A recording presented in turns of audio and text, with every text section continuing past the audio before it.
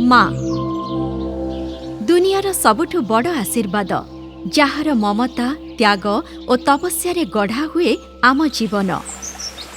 पृथ्वी जीव जगतर मूल आधार आम समस्तंकर कल्याणमयी माँ।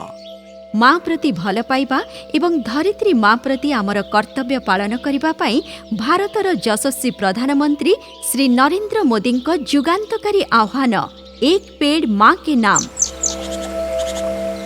माँ के नाम पेड़ लगाने के अभियान से अपनी माँ का सम्मान तो होगा ही होगा, धरती माँ की भी रक्षा होगी। ओडिशार लोकप्रिय मुख्यमंत्री श्री मोहन चरण माझी का आह्वान, आसंतु एक पेड़ माँ के नाम अभियान रे आमे समस्ते सामिल हेबा। एक सबुज सुंदर पृथ्वी पाई सेप्टेम्बर 17 तारिख दिन गछटिए निश्चय लगाइबा।